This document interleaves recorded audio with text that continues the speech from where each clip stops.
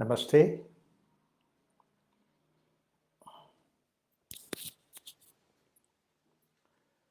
Om Sahana Bhavatu Sahanau Bhunaktu Sahaviryam Karavavahai Tejasvinavadhitamastu ma Vidvishavahai. Om Shanti Shanti Shanti. दिवि भूमौ तथा काशे बहिरन्तश्च मे विभुः यो विभात्यवभासात्मा तस्मै सर्वात्मने नमः. ॐ शान्तिः शान्तिः शान्तिः.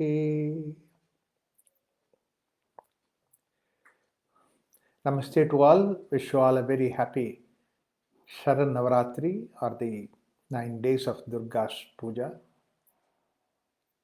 Wonderful days. And these days, very important thing about these days is that a lot of stories from the Puranas are something which is normally people enjoy. And that is the way that this celebration will be done. Especially I've seen many houses that they keep the dolls representing various of these stories. I've seen recently someplace the story of Prahlada was kept in a beautiful way in the form of various dolls together. Very nice arrangement. It's a very lustrous story, and particularly for the children, the story which is basically which gives them a purpose of life, a model for life. That's what is in Prahlada. Now, Prahlada is one of the demons' sons, or the Rakshasas. Now, usually Rakshasas are painted as very bad, evil people, and then very picture of Rakshasa is somebody who is dreadful in the sense that not kind of normal features, whether muscles are there, the mustache is there, and all the makeup and everything, and the weapon that they use, all those things are very violent looking. The idea is to see that Rakshasa is depicted like that. Actually, in a sense that we need to understand that Rakshasa are also, they are like us only for appearance, but then Rakshasatva is in the mind. And if we understand that way, then one caution about that is that ordinary looking people also, that there can be Rakshasas behind it. And that's what today that we could see, that there are people whose very approach is to see that how they can take the advantage of others, or the sadistic. That means to say, they just have no reason that they would like to hurt others, disturb others. So these are supposed to be the Rakshasas. Another thing is that whatever the power, whatever they gain, they have it. It's only used for the sake of harming the others. So it is always said that both Rama and Ravana, when you look at them, both of them are Shiva Bhaktas. They followed the Shiva, they did the tapas on Shiva.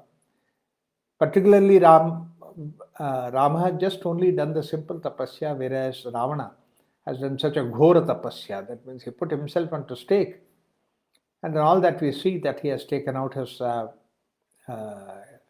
intestinal cards, and then they played the veena on top of it, and then all that he has done, very violent, rajasic way that he did tapas, so that he could please Shiva. Not only Shiva, even before that he pleased Brahma also. All the three brothers, Ravana, Kumbhakarna and all that, they pleased Brahman. And then they got all kinds of powers, weapons. Shiva also gave so much of respect to Ravana. But then it is not that what powers that you have, what might that you have, or what is that you possess, but the more important thing is that how you use it. So tapas in itself is not something which is great. Tapas in itself is not something extraordinary. But what is that tapas is used for? If you have a very strong will, grit, tenacity, then you do tapas. But then what direction that you give for that.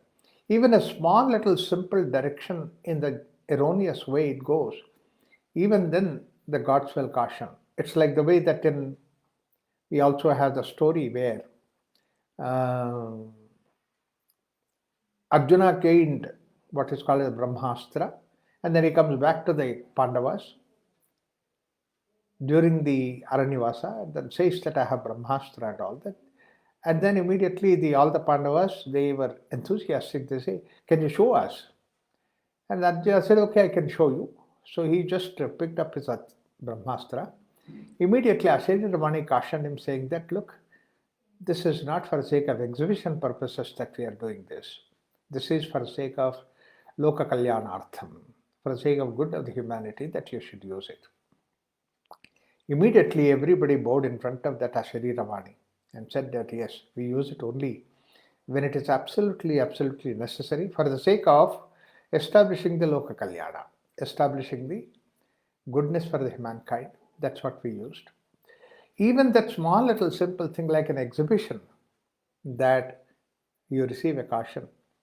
When you are using it for the sake of sadistic pleasure, that means say hurting people, disturbing the people, all the power that you have, that shows that how arrogant that you are. The power has not been useful for you, but the power has become something which is like a poison for you. Very often people think of meditation, etc., all spiritual practices to gain the power, this power, that power. Whereas the real true person is that somebody who goes to for two reasons. One is the peace, and the other is the humility. That means to say surrender to the God. You become humble and you become nobody. You are surrender your ego, dissolve your ego.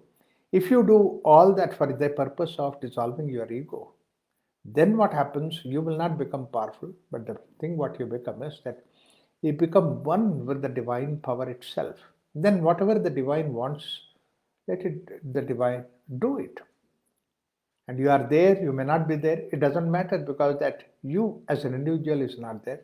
It's only the divinity that is there. This is the difference between the same Shiva Bhaktas, Rama, and then Ravana. Look at the way that Ravana has done. Ravana has done so many things which are atrocious. And by that atrocities, he became the leader of their particular clan, the Rakshasa clan. But otherwise, poor fellow, is supposed to be somebody who is very decent, nice fellow, Brahmana. Whereas Rama is a Kshatriya. But in spite of it, look at the way that Rama behaved and look at the way Ravana behaved. Set apart that they are the incarnation of God, etc., etc. But even otherwise, that as human being, that when you look at them, somebody who could to the core follow what is called as dharma, that's what is Rama. Dharmo, Ramo, Vigrahavan Dharmaha, that means his very Vigraha, his very personality is nothing but Dharma itself. Anywhere that any time that you tap, it's nothing but Dharma. Dharma for himself. And he wanted to maintain the Dharma of the others, protect the Dharma of others. Like that, Dharma was always the core that he was, whereas Adharma was the core of Ravana. Earlier to this Ravana, there was another person who was an adharmic kind of a person. That was what is Hiranyakashipa. And Hiranyakashipa, the very name suggests that he is somebody who is completely surrounded by, he is completely covered by what is nothing but gold. That means to say riches, nothing but the money, everything. And that became his arrogance. Arrogance to that extent that he says that, look, there's nobody who can defeat him, who can conquer him. In fact, that's what his requirement also. He says that, look, he thought that he is wise, and he says that I should not die when God appeared to him. God laughed. He said that everybody who is born has to die. Only way that somebody does not die is that somebody is not born. So you're born, therefore the death is there for you. Only thing is that you can ask something else in place of that. Then he thought he was wiser than the God himself, and then he said, okay, I should not be killed in the morning, I should not be killed in the night, daytime, I should not be killed in the night. I should not be killed on the earth, I should not be killed on the sky, I should not be killed by a beast, I should not be killed by an animal, man. So like that, all these things, everything is granted. He thought that this place, he spared no option at all for his death. God said, Tathastu, let it happen. So with that power that he had, with that assurance that he had that he cannot be killed by anybody, thinking that, he became so arrogant, he thought he can replace God himself. And therefore he went on a spree to hurt people, good people and all that. Therefore he became what is called as a demon. In fact, in Krishna's Bhagavad Gita, 13th chapter, when he gives the Daivi Sampat, Asuri Sampat, it is the Asuri qualities make somebody as Asura. That means Suratva is not there. That means whatever the divine qualities, they are not there at all. No compassion, no kind of mercy, no kind of good behavior. He was only filled with all that what is negative. So therefore, basically, he was doing all kinds of things which are hurting people. And he had only those people with him that who were actually supporting his ego. In fact, that's another big quality of these people is that those who try to praise him and make him that you are God, you are extraordinary, and you are this thing, you are that, be cautious about that. These are the people who become close to you. So those who are praising him, those who are helping him, his ego to be boosted up, these were the people he was surrounded by. That's how it happens. That's where that they gather those kind of people. And if at all he is something like merciful, he is something like good, he is only good to these people, he is good to only such kind of people. Those people who try to help him in his mission, and that mission of hurting what is supposed to be good, who respect God other than himself, hurt them, destroy them. This is what is the moment that they have. In fact, if somebody says that my God is the only God, the others' gods are not gods, in what way is different from Hiranyakashipu? Only difference is that my God, they say, here he says that I am the God. You have to be very careful about that. And this is unfortunately the way that Hiranyakashipu has become very popular, and the place that he was ruling was supposed to be Patala. Actually, Patala is not there somewhere. Figuratively, it's a very nice way to figuratively present it in the form of something which is down below and other world, neither world, on the other side of the world. And then which is supposed to be a world of hell, world of suffering. Suffering caused by whom? Suffering caused by the very king who was there. He caused suffering to the people. And whose people, for what people that he created that kind of suffering is the people that who do not accept him, who have some other God, who do not praise him, who do not say that what you are doing is extraordinary. And that was a religion that he was practicing. So today also that you could always find a religion. In the name of religion, people do that kind of thing. And this is what is Rakshasas. And then that kind of a person that he was, unfortunately or fortunately, what happened was that Prahlada was born to him, the small child. He was born to him. Child is always innocent. Child can see the things which are the adults cannot see. Adults are covered their eyes by their ego, their own preferences. The adults have their own agenda to fulfill, whereas children are not like that. Children represent what is called as the origin. Therefore, basically, they are original. When we say original, that means to say truth is original, untruth is something which is not original. Similarly, life is original, and something which causes opposite to the life. That means to say, forcefully killing, and that's what is violence, ahimsa. Himsa. Himsa is not original.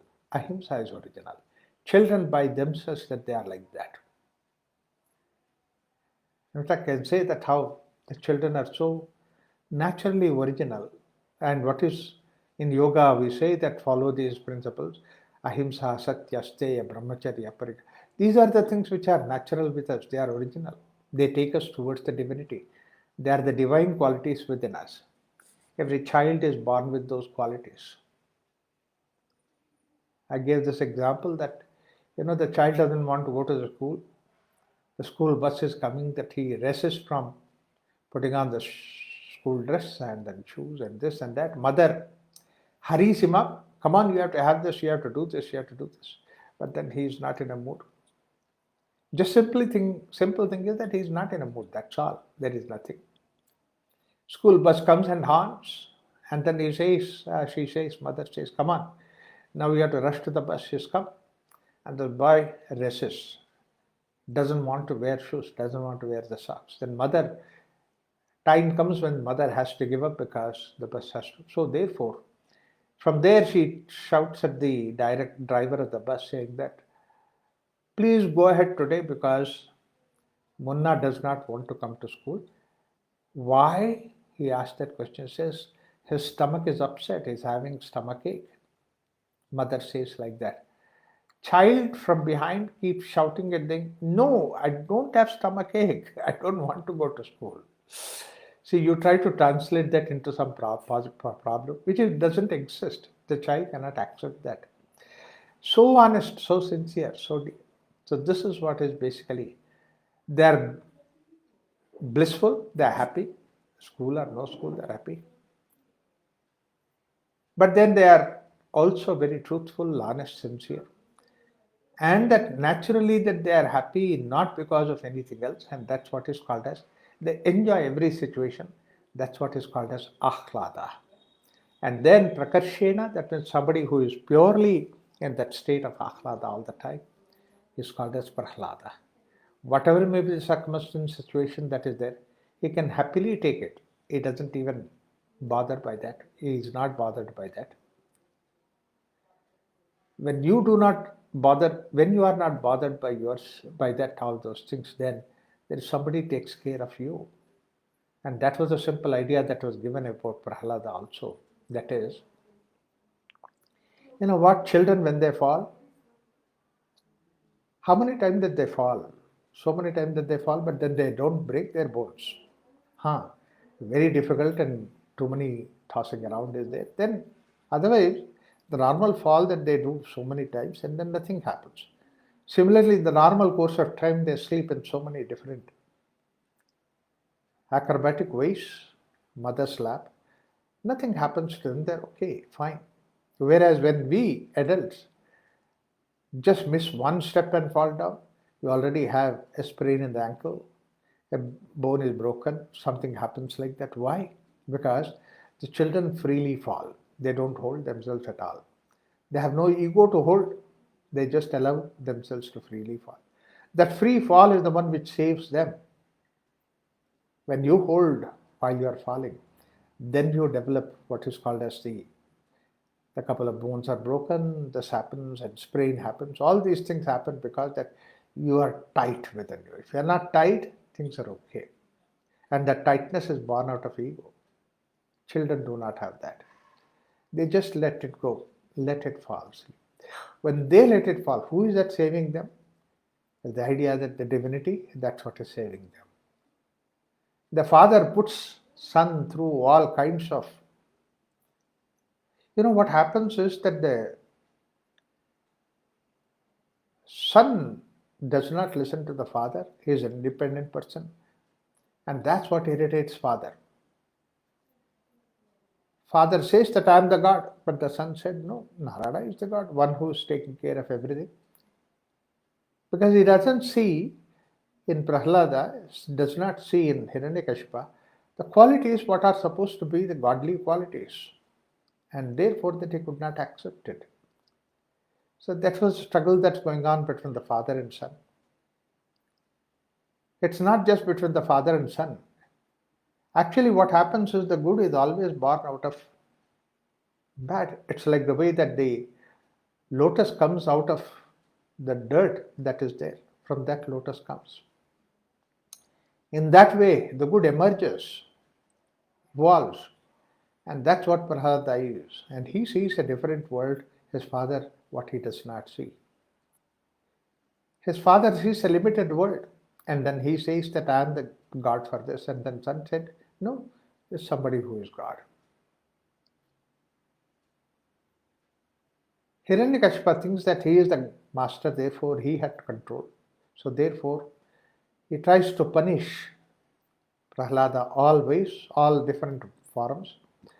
But then Prahlada is saved at every time. Finally, a time comes when he asks Prahlada that you say about this Narayana, Hari, and all those things. Where is that Hari? Where is that Narayana? Can you show me? Hiranyakashipu doesn't see Hari. Prahlada sees only Hari. Therefore, Prahlada says that he is everywhere. In every form he is. It's not that he is in this or in that or in that, but he is in this form. A flower is Narayana. A plant is Narayana. Every form is nothing but Narayana. Including not only that I am saying that I am Narayana, but you are also Narayana. You also have the same form. In the form also that Narayana. It's a Narayana, it is there everywhere. Got so irritated. And then he says, I didn't want to give it up. I want to say that I am there in everything, but then you say that Narayana is there in everything. It's totally opposite. So finally he comes to a point, can you show me? In fact, very poetically said that when Prahlada says, can you show God, Narayana? In what? I am saying that everywhere it is, and then you say in what? At that time, poetically it is said that all the objects that were there in vicinity there, whether it is a chair or the flower vase or the flowers and the plants and everywhere, they were all eagerly waiting that Hiranyakashipu says, show in this particular thing. That means the joy of presenting that godliness comes to me. Like that everything is waiting. But then the choice of Hiranyakashipu goes onto the pillar. The philosophical meaning behind the pillar is that which supports the whole structure. The whole universe is supported by the pillar. Another thing is pillar is at the entrance of the place.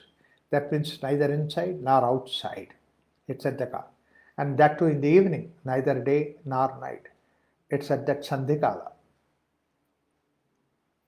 And Narayana comes up in the form of neither beast nor a human being complete, Narasimha Avatara. And then neither the earth nor the sky, Narasimha picks up Hiranyakashipu into his lap. What a nice thing that somebody to be in the lap of Narasimha. Extraordinary, wonderful gift. And no weapon should kill him. Therefore, he has taken the Simha or the lion form. So lion uses his nails and then the teeth and all that, cuts open, removes the whole of Hiranyakashipu and gives him a liberty.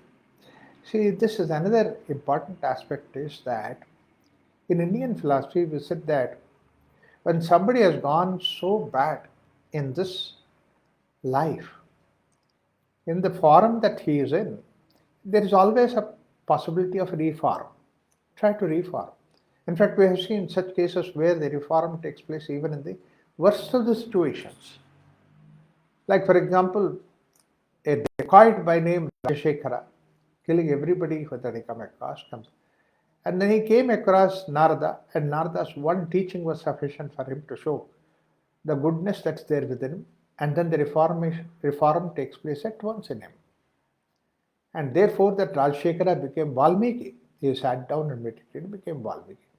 It happened 6,700 years ago, the same kind of story that we have. Recent times also, like supposed to be,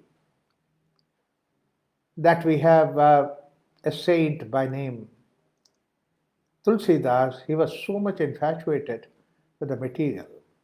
Wife said one word saying that if you have this kind of dedication towards me, if you have it towards God, you would have realized God. One word was good enough for him to give a 180-degree turn. He became a great bhakta. Purandaradasa, he was so miserly attached to the money. One small little incident turned him back to become a saint like Purandaradasa. That means there were places where that there could be reformation possible in this life. They can change themselves. But then when the case of where the change cannot occur at that moment of time, best thing is to see that they end this life so that they can come back with a life which can be beginning from the beginning, that it can be in a different direction, different environment. So all these things can be possible. So that's why we have such stories where, in this case of Hiranyakashipa, same thing like Kamsa, etc., Ravana, until unless that they leave this body, the soul is freed from this body, the individual is freed from this body, environment, and that ego that was built around that, and then brought out of that, then go to the next life. Maybe that there is a possibility of reforming, developing themselves. So here also it is like that. Hiranyakashipa was given a freedom, moksha, so that he leaves this body, goes out on his journey. And his son Prahlada, small fellow, young fellow, and this is some sweet story that is there about Prahlada, that in order to kill Hiranyakashipa, such an extraordinary giant, and he was also a demon, ferocious and then dreaded by the people, in order to eliminate him, Narasimha comes with such a powerful potential violent form. Narasimha is known to have that violent form, violent dance, and the way that violently that he takes Hiranyakashipa in his lap and then kills it. It's a rajasic way, tamasic way. It has to be like that. Otherwise, there is nothing possible. And that form continued after that. Hiranyakashipa died. And that form was so dreadful form that all the gods and goddesses, all the Panchabhutas, they were all shivering. And then they come to him to say that, and they were shivering in such a way that they, unless until that his bhikara form that was there, ferocious form calms down, they will not be able to do their functions normally, because that he was consuming everything that was there around. So therefore that it is said that all these gods and goddesses and all these Panchabhutas, they come and then they pledge in front of Narasimha, who Narasimha, that we follow our disciplines, our duties very properly. Now onwards that we just do not want to miss anything. We would like to follow our rules and regulations or all those things. So please calm down. Sun comes and says like that, wind comes and all those Panchabhutas, all those gods and goddesses, they say. But then this violent form does not come down. He continues to be like that. They didn't know what to do. So they ran to various gods and goddesses, and then they said, only person that we could think of is somebody who could suggest a trick. The trick master usually is Narada. So why don't you go to Narada? Ask Narada what is the solution. Narada gave a very simple solution. He is a Brahmajnani, Brahma's direct descendant kind of a person. And then he says that for whose sake he has taken this violent form. You ask that person, you beg, you plead that person to see that he requests Narasimha. Narasimha will listen to his words. Because listening to his words only, Narasimha came here. Therefore, they all go to Prahlada, fall at his feet. And then they ask this boy, can you please ask Narasimha to take away this violent form and become benevolent, become pleasant, so that we start our work as routine.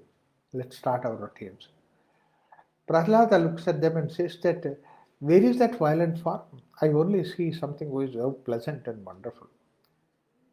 That means again that if you are peaceful and you are gentle, you see the world like that.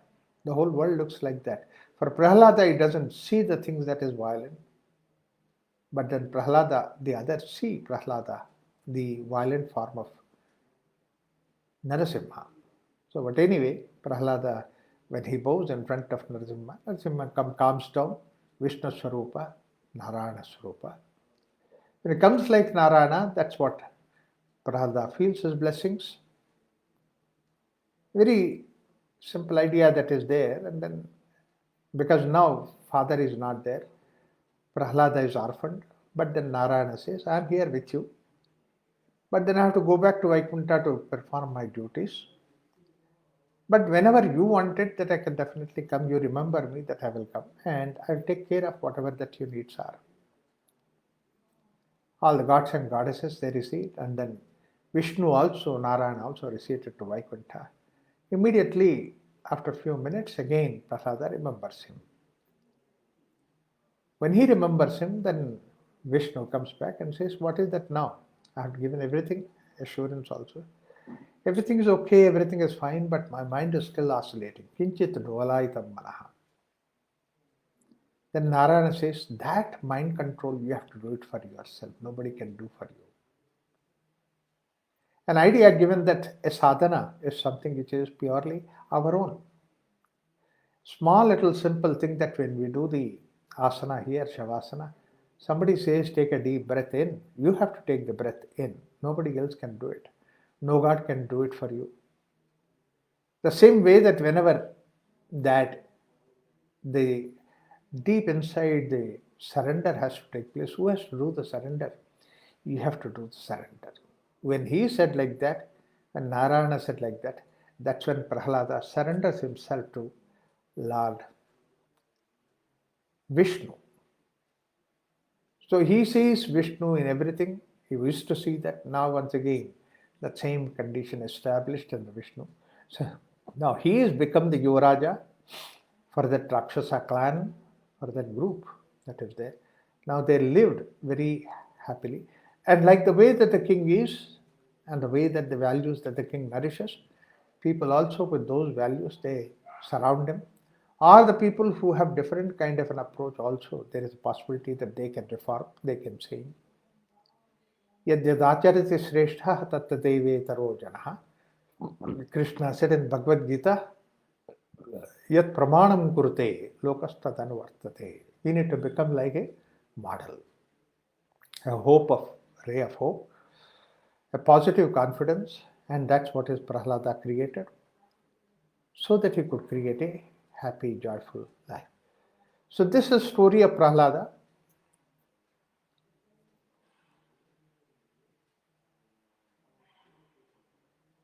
Giving us an idea that how somebody can really strongly stand with the right values and then re-establish that kind of values in that kingdom.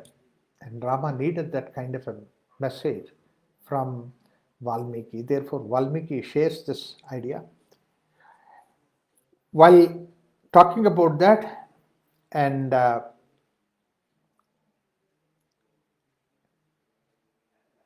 Prahlada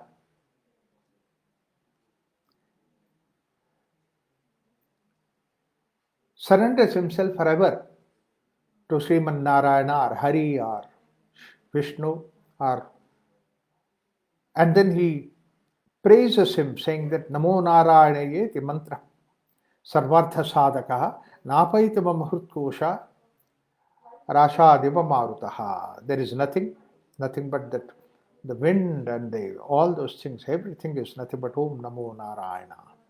Om Namo Narayana is a Ashtakshari mantra. That means to say 8 aksharas that are there in the mantra. These are supposed to be the ones which are mantras, Taraka mantras. Om Namah Shivaya, Om Namo Narayana, Panchakshari, Ashtakshari. All these mantras are supposed to be Taraka mantras. Taraka mantras means those mantras which give you freedom. Taraka, Tarana, that means to say crossing the ocean. What is the ocean of suffering. And that's why these mantras are supposed to be something which can give that. Harirasha, Harirvyomaha, Harirudvi, Harir Jagat, Aham Harirahe Ame Atma, Jato Vishnumayo Aham. All these directions, Harirasha, that all these directions are Vishnu, the Akasha is Vishnu, and even the earth is Vishnu, and the whole Jagat is also nothing but Vishnu. And it is nothing but the whole unchanging that Vishnu, he is there everywhere. And I am also became totally Vishnu Maya. That's a very beautiful expression. Harihi Prahlada Namayo Matto Nanyo Harik Prathaku Iti Nischityavan Antaha Vyapakoham Sarvasaha. Whoever is supposed to be the Vishnu, and he is also the Prahlada, and there is no Vishnu other than me, there is no Vishnu other than my own soul or consciousness that is there. And this comes from deep inside, from the core of Prahlada, and it is there which is spread everywhere. Amanyaham anantasti jaganti jatarechinam chirabhi jatanasthani vartamanan yaseshataha. Whatever that was there in the past, whatever that is now, whatever that comes in the future, whatever they are, not only the individuals, but the worlds that are there, the planets that are created, and all these things are nothing but a continuous Vishnu that is there. In fact, that's what is the literary meaning of Vishnu. Vyapakatva haiti Vishnu. Vishnu is somebody who does not have any boundaries. Boundary in terms of form, boundary in terms of shape, boundary in terms of any idea. Idea itself is having a boundary, no idea at all. And that's what is boundaryless, that's what is Vishnu. Vishnu is that which occupies everything. This is what Prahlada says, and that Vishnu is also known as Hari, the Vishnu is known as Narayana. And that is what Haritoshanam in this essence of Yoga Vasishta, in the beginning of the story of Prahlada, the satisfaction of Lord Hari, and Rama, that is Vasishta says to Rama, here now, this the most excellent manner of acquisition of spiritual knowledge as Prahlada, the king of the demons, achieved by himself. Adheyam paramam Rama vijnana madigam me kramam shrunu daityeshvara siddha prahladaha swatmana yatha. See, it's a total contrast. Father is somebody who followed that same God, and then he has become self-egoistic, and then he created all that kind of thing. Daityatva he created in the whole of Rakshasa family, whereas now the son has come, he became the king, and then he took over the whole thing, and then what he has spread is nothing but Vijnanathigame Kramam, but having a manner of acquisition the spiritual knowledge, king of the demons achieved himself. And what is that? Prahlado chintaya drishtva danavan harinatate hatan harehe akramane nunam harireva hi sadhanam.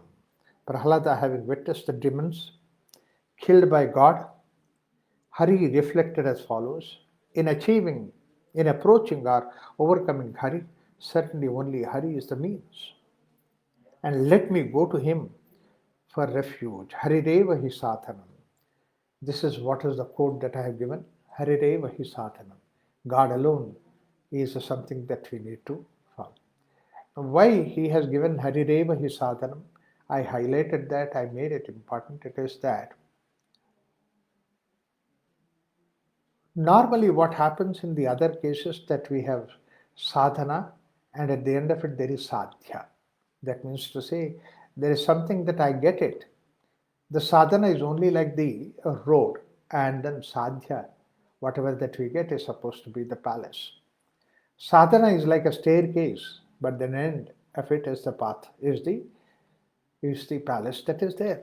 And therefore, basically, all the other paths, Raja Yoga sadhana, we do all kinds of asana, pranayama, this, that, and meditation, so that ultimately we get to that particular palace called as Kaivalya. Jnana Yoga sadhana, we do all those things so that ultimately at the end of it that we look for the moksha or mukti. Karma Yoga sadhana, we do all kinds of things so that you can see at the end of it there is Naishkarma Siddhi. That's what is supposed to be Siddhi. All other things are sadhana. In all other parts that there is particular thing which is called as sadhana, and then what is sadhya, what did you get it? But in bhakti, which is the sadhana of Prahlada, because Prahlada is known to be one of the greatest of the bhaktas, he says, Harireva hi sadhanam. Here the sadhana and sadhya, they are no different kind of a things. Why it is like that? It is like that because basically that if you want to have a sadhya, that means you have to be there and you get it. And God is somebody like who is a handyman for you that who could make you to get that. All the other things, all the other things in the Raja Yoga or the Karma Yoga are like the tools. And we use the tool and then we get the highest of it, and that's what is the sadhana, and then sadhya. If not this tool, then other tool, and this tool we outgrow that tool, therefore we go to the next tool. Like asana, we outgrow, therefore we go to pranayama. We outgrow yama niyama, therefore we go to meditation. So like that, there is always a question of outgrowing something like a sadhana. That means even if I have taken Hari as a sadhana, in the case of Raja Yoga, Karma Yoga and all those things, therefore basically you try to overcome that. You try to go beyond. But then here, Harireva sadhanam in Bhakti Yoga, Harehi akramane nunam. In approaching the Hari, certainly only Hari is the means. Hari is the sadhana and Hari is the sadhya. Hari is the beginning, Hari is the end, Hari is the path. Like the way that the river has two banks, but then the banks are not river. The river is that what is flowing.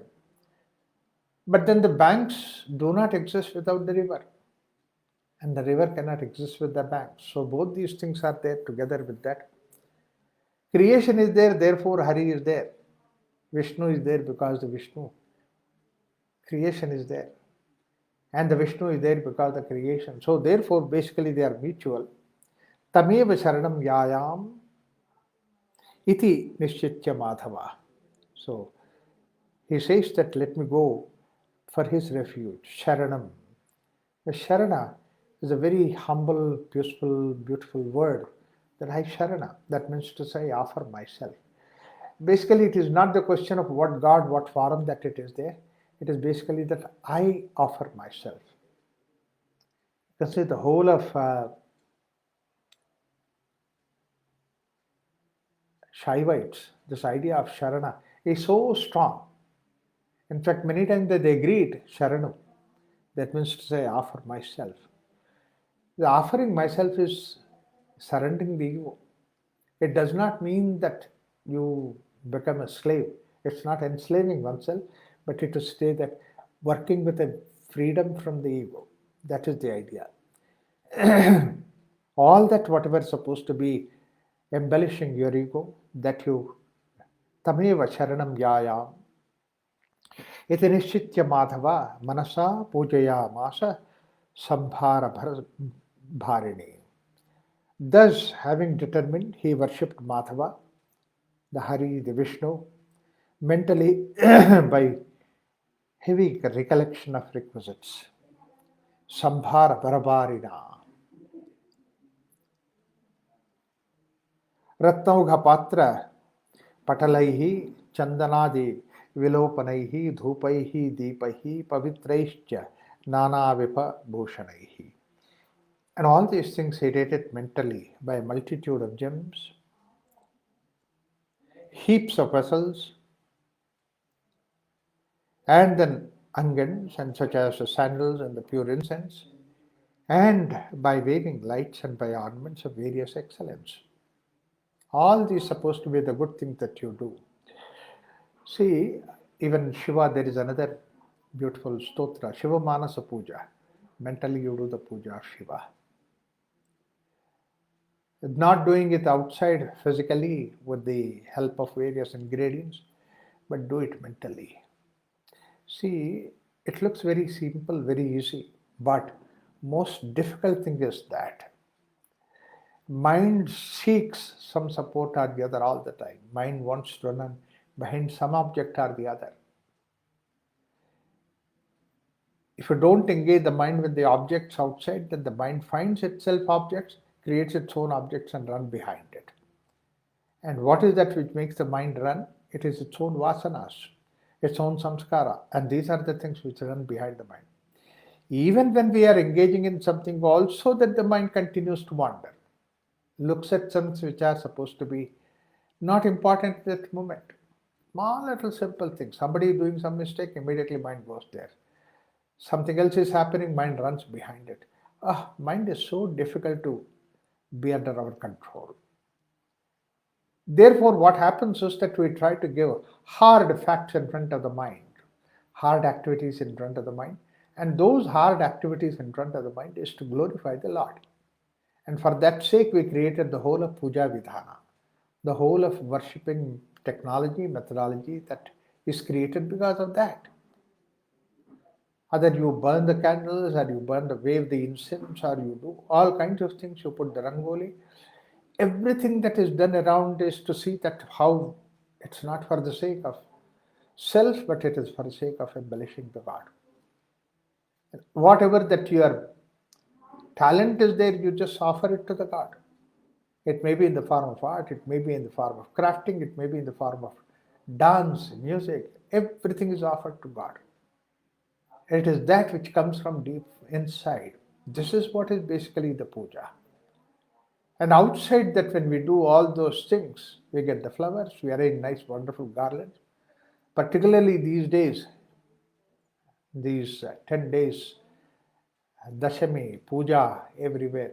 In fact, many times we've seen Devi, goddess temples that they do all kinds of decorations. Such an extraordinary exquisite decorations. They start early in the morning and it goes till the evening. And evening you see that how beautifully that the whole goddess is decorated, and they do the puja. Lot of people go only to see that kind of decorations. These are all the things which are extraordinary. You put all your effort on that particular thing. So then basically what happens is that all this puja vidhana is created to see that your mind is completely occupied with all kinds of things. Similarly, there are certain festivals where you do all kinds of wonderful food items that you do. You put all your talents to see that this kind of thing that you turn out. The idea is to see that as much as possible that your mind is engaged in that. How beautifully people put in the with the joy that is Prahlada, they put the rangoli, various varieties of colors, and the nice patterns on the ground. Ah, such a great pleasure to see that. This is what is basically all this puja techniques are all about. Easily engages you for 4-5 hours in a day. Even till today, there are people who do it forgetting about all the television and this and that and network, something like that. But then they are engaged in this kind of thing, and their minds are completely devoted, dedicated towards God. They surrender themselves towards God. This is what is the way that they surrender. Whereas, if all these things without the object outside, you have to do it mentally. Such a huge, huge challenge. It's a big challenge. Therefore, basically, Tameva, when he says, Manasa Pujaya Masam Sambhara Bhara Bharinam, with all that beautiful dedication that he had, with all that impression that he had about the Lord, about Vishnu, all those things. Manasa, Manasa Pujaya Masa. That means to say, he does the Manasa Puja and he is worshipping at the mental, he worshipping mentally. What must have been the fortunate experience of him to be able to mentally do this kind of puja? Yes, many times what happens is mentally that when we are caught up with that something, that mentally we are hovering over that, our mind is fully occupied by that. Our mind is completely lost in that. Many times what happens is that some of these, either maybe in the form of movie or whatever it is, or in the form of a dance, in the form of an act, Ram Leela. When we see the things, the act deeply touches our heart. And what happens is that for hours together, that impression is there about the God in our heart. Impression of Krishna, impression of Rama, impression of Hari, impression of Sita. These are the things which are there in the mind, and then now don't let that impression go away. You do all kinds of puja to that image that you have within you. Mentally, you do that. Mentally, you take care of all those things. See that the mind does not go away from that. You create the whole paraphernalia of an activity around that. Often people say that, does God exist there? Does it reach God? What all that we are doing? Definitely it is a God, but then that it is not that God that's there in the stone or the image outside. But your heart is there in that, and that's how basically that you have initiated the God in that, you have invited the God in that, invoked the God in that, and that you within is purified by doing all those things.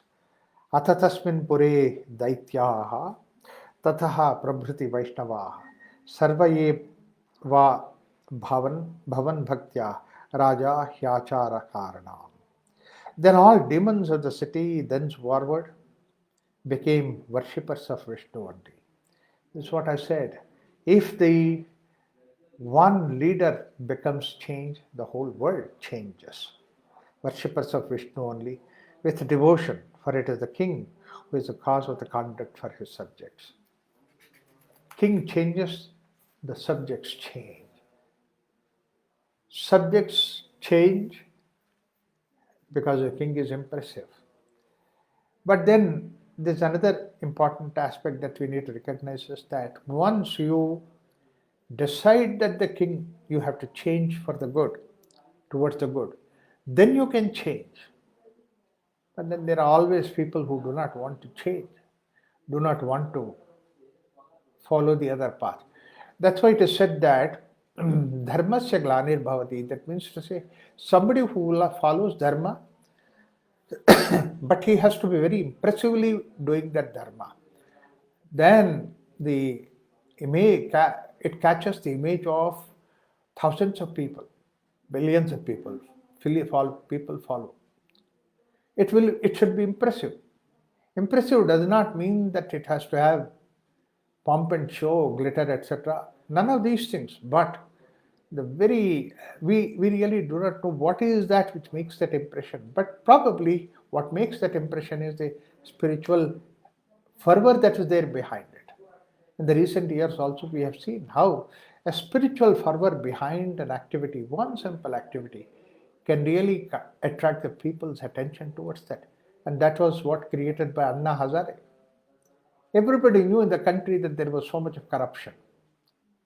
But then once Anna Hazare came up, what kind of a person he is? An elderly person, he can't hear properly, he is unschooled, he speaks a very coarse Hindi. But with all those things, he created this movement called No Corruption. And look at the way that the whole country woke up. And those days I had gone to some small little villages in Himachal Pradesh and all that. Even in those small little villages, the children during the lunch time that they come out with a placard saying that I am with Anna. Hum Anna ke saath hai. What kind of message that he has given and what kind of person he is. The whole movement has taken the turn towards that no corruption. Yeah, I think that has really given a lot of boost to so many people. But then there are still people who are corrupt, who are following that, they don't follow that. But then vast majority is something which is going behind the leader that who created that particular clarion call. Shrutvetva Vistata, so Madhava, Vishnu are the same.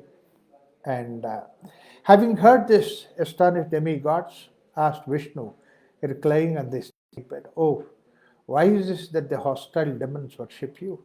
The wretched demons are always low birth. Where is the devotion of Vishnu? Shrutva itat vismata devaha paprachuhu भोगिशयनम किमेतद् भगवन् दैत्याः विरुद्धा त्वाम उपासते वराके दानवो हीरजातिः भक्ति Vaishnavi. This is what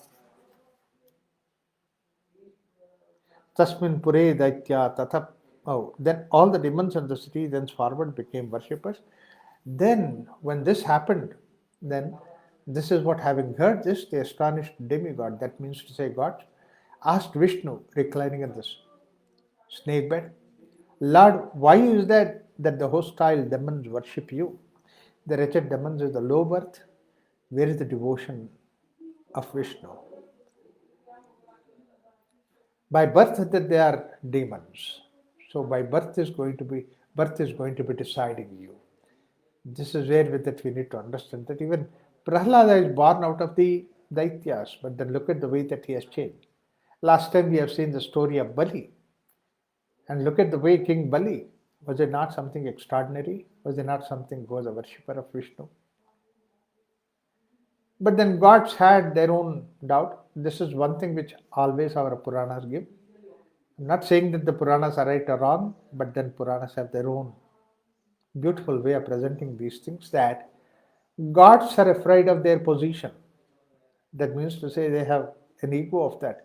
And we have such situations where this idea of the god's ego has been used to show that their position, that they are egoistic about. That means to say, I can do this, I can do that. Of all these gods, one of the greatest of the gods who has got that position is that Indra.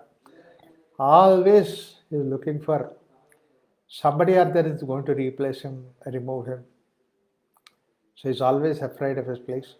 And in order to save his place, he can venture to do anything, to harm, to go in the wrong way. The very aspect that he has gone in the wrong way, then he became a demon and the other person became a god. So therefore, actually by the way that he acts himself, he lost his Indra Padavi, and somebody has become Indra. So I mean, these are all very amusing kind of stories that we really enjoy that. Indra himself had his own shortcomings and he has been cursed again and again. In the Ahalya story also, Indra is one who suffered because of his own shortcoming, weakness that was there. So therefore gods come to Vishnu and say that what is this? These demons are supposed to be bad people, let them be bad people. We should be good.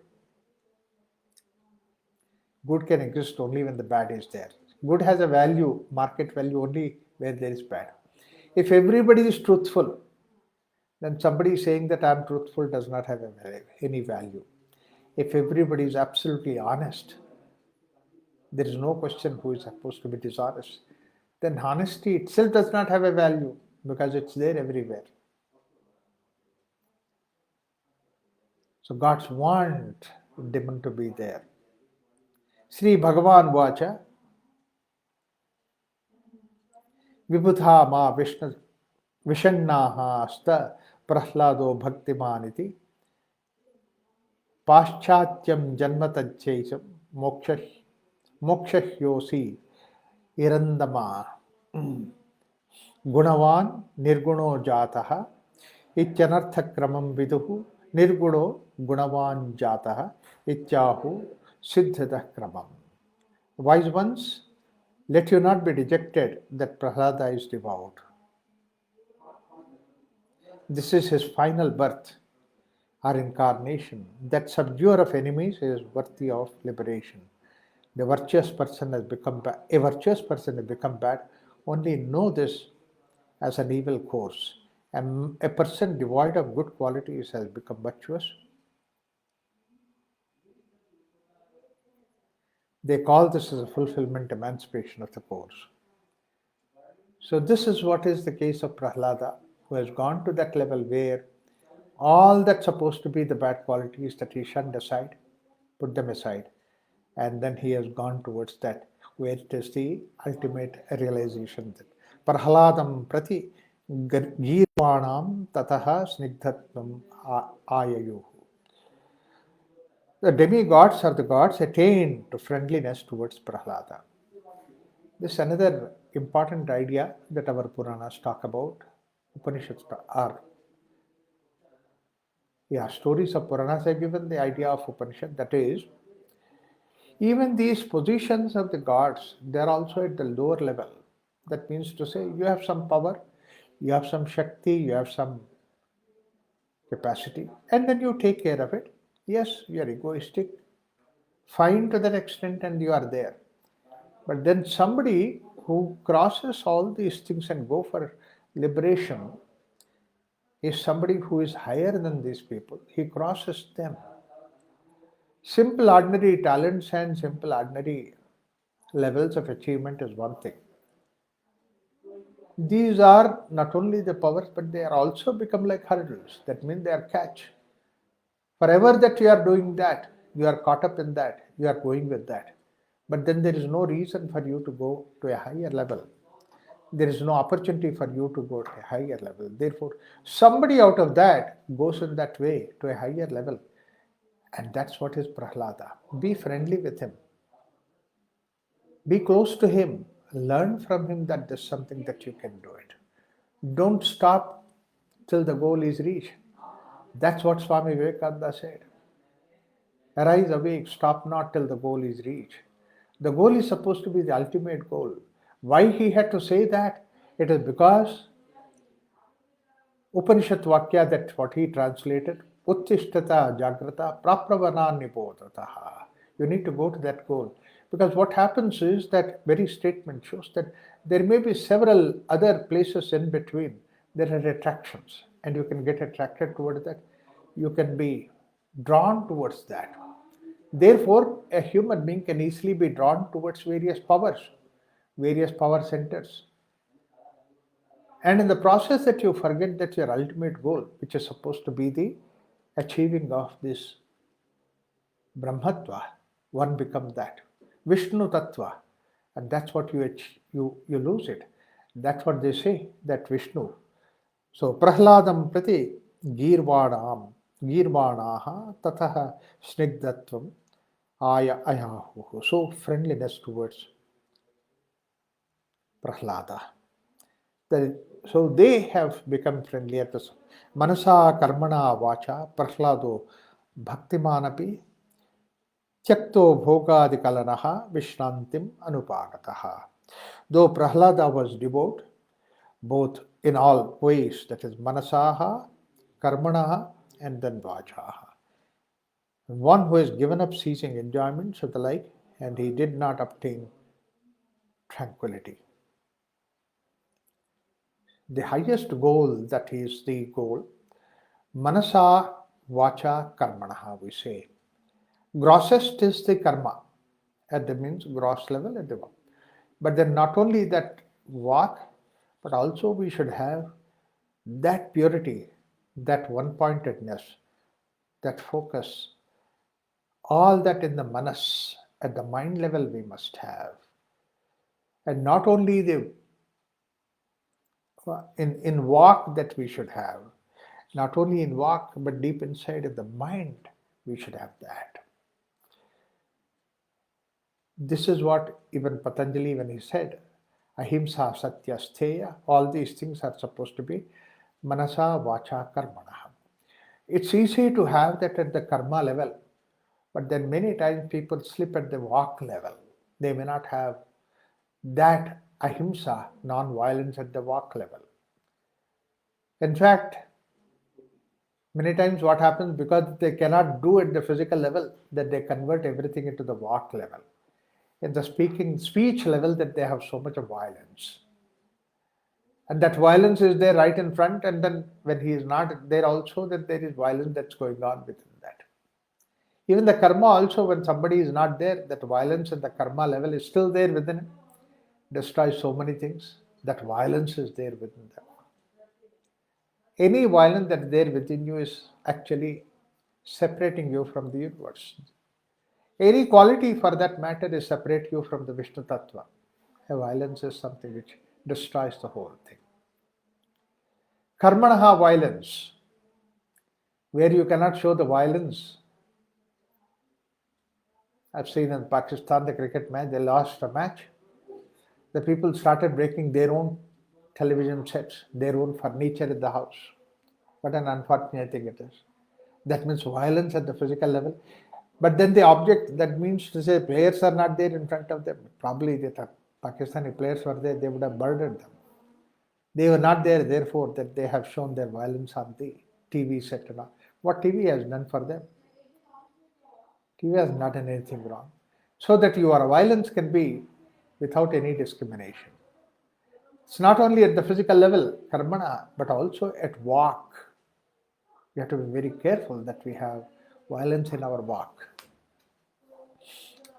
Every word that we say, are we sure that it doesn't hurt somebody else? What word should not hurt me? I should not say that kind of word to the others. You have to be very careful about that.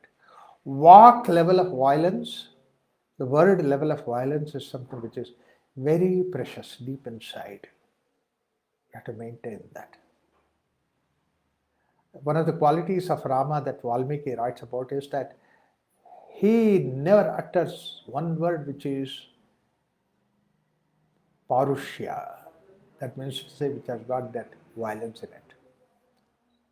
Not only that, why does it come at the walk level? Because it's there in the mind. So Vishnu feeling, it's not just only in the world outside, in the karma, that whatever that you do is for the sake of Vishnu that you are doing. Then what happens is that everything that you do becomes like a puja. As I said earlier, Manasa puja.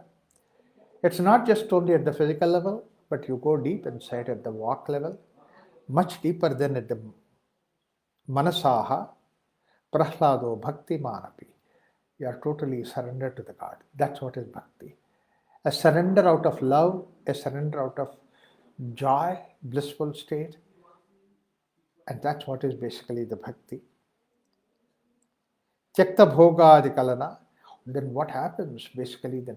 When this is something which can give you so much of joy, so much of happiness, where is the question of then bhoga in the world outside?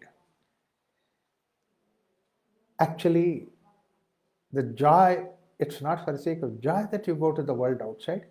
World is required for us to integrate with the world. Hunger and the food is the way that you integrate with the world.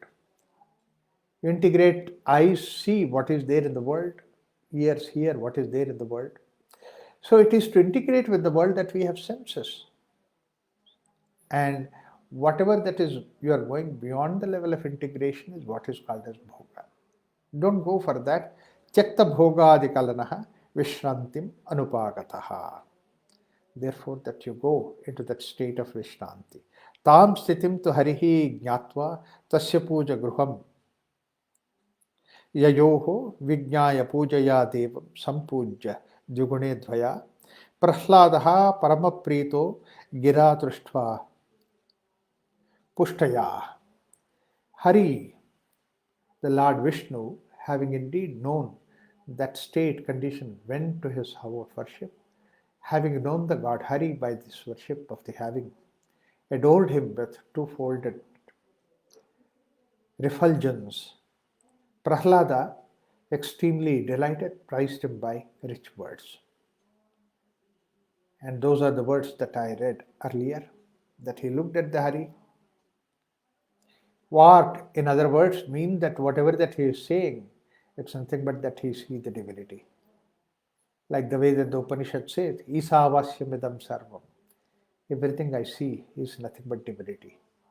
Prahlada saying to the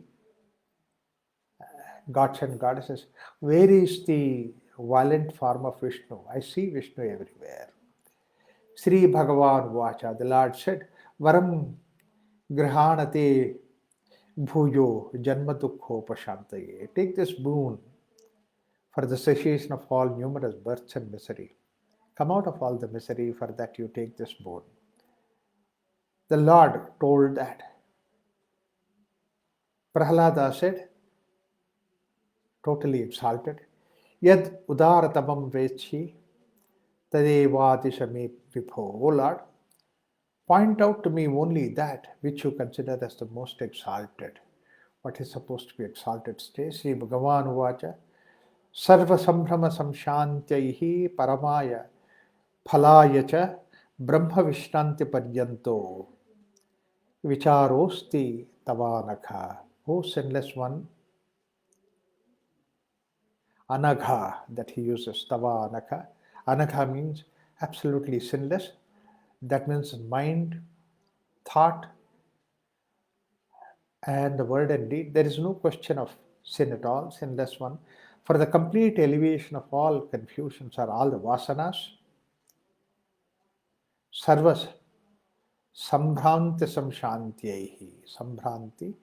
Sambhrama is that all that thrill that is there, all that restlessness that is there, and for the highest good, let there be reflection, inquiry in you, extending upon repose tranquility in Brahman or the Supreme Spirit. Vicharestu tavaraka. Let all your thoughts, let all your mind, every activity, it is only just filled with that Brahman. Atma Vicharanam, the inquiry into the self. इत्युक्त्वन्त हिते देवे समाप्यर्च्यां तथा क्रमम् उपदिश्याम दैत्येन्द्रः करो आत्मविचारणम्. Having said that, when the Lord disappeared, Lord went away, and then the demon king Prahlada completed his worship in due order, and having sat down, carried out the investigation of the nature of the self. This is what is Vasanakshaya, going into the state of inquiring about the self. This is what is meditation. The self itself is Vishnu. The self is what we call it as the God. That's what is deep hidden within you.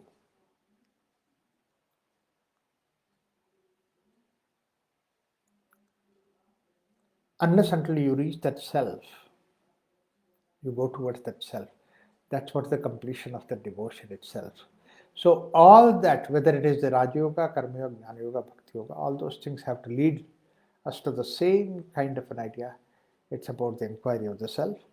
But here, surrender the ego, the larger ego, the smaller ego, so that you become one with the Vishnu, the larger ego.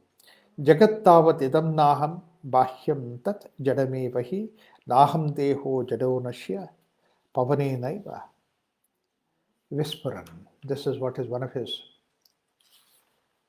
As for the world, I'm not this, it's external, and it's indeed quite senseless. I'm not the body, which by itself is senseless and destructible, moving about only by the breath. This small little body, this small little creature that is there, caught up in this body, which is existing by this breathing, that vital activity that's going on. As long as this is there, I'm here, but I'm not this. I'm somebody who is vast in the world outside. All that what is the goal is to see that this, when the time comes when I leave this, I become merged with the whole boundaryless kind of a state. So, Jadya Karna Shashkulyaha Kalpyamana Kshanakshanahi Shunya Kritim Shunya Bhava Shabdo Naham Achetanaha. I'm not the inanimate sound which is brought about by the senseless auditory passages, decaying in a moment to the form of void and originating in void. This is the idea of Omkara. The creation is in the form of Om. But that Om is a limited approach. Om is a confined thing, whereas the Om merges into the silence.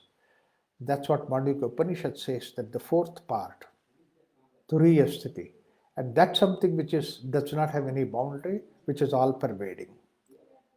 So all these things are jada.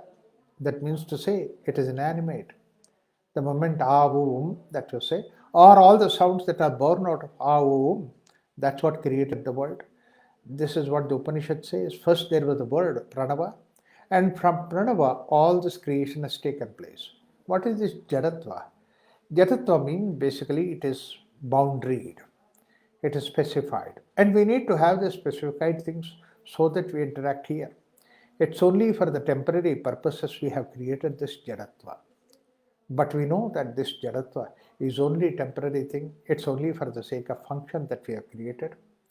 So, Jadaya Karnashlukyaha Kalpyamana Kshanakshanihi Shunya Kritihi Shunya Bhavaha Shabdonaham Achetanaha. When you look at the sky, the whole vast of darkness that is there, infinite amount, and here and there one small little dot is there. And that dot is supposed to be a whole sun, what you call it as a star, maybe sometimes which is billion times bigger than the sun that we are living in. And around that there are planets. And we also have the sun, and then around that sun that we have the planets, and then Earth is one planet, and on that we are there for a short period of time. Earth itself has billions of years of existence. But even this is also something which is Jada, that means for a short period of time, for the sake of purpose of existence it's created. Whereas the vastness of the sky that you see, where not even the star is there, that's supposed to be the reality. That's supposed to be the most exalted things. Merge into that. You become one with that. And this way, that merging itself, that Shunya Kritihi, Shunya Bhavaha, and Naham Achetanaha, Shabdo Naham Achetanaha. I'm not that. I'm this particular Shunyatva that is there. So that's why many sages, many saints have said, Shunyatva is something which is supposed to be Purnatva. That is something which is supposed to be fullness. And that Shunyatva is the one which is the Brahman, which has Shunya means where there is absolutely no boundary, no kind of a boundary that exists. Our sensory perception can only perceive something which has the boundary. Sound, picture, all these things are the boundaries. Here he takes the example of sound. A boundarylessness when you go to the sound. Omkara culminates into that Turiya, that fourth state. Akara, Makara, Ukara are not there. And that state, Nanta Pragyam, Nabahi Pragyam, Novaita Pragyam, that's what is the state of Shunyatva that is there. I am that. Identify with that. This is what is the way that Yoga Vasishta brings about the Prahlada's beautiful expression.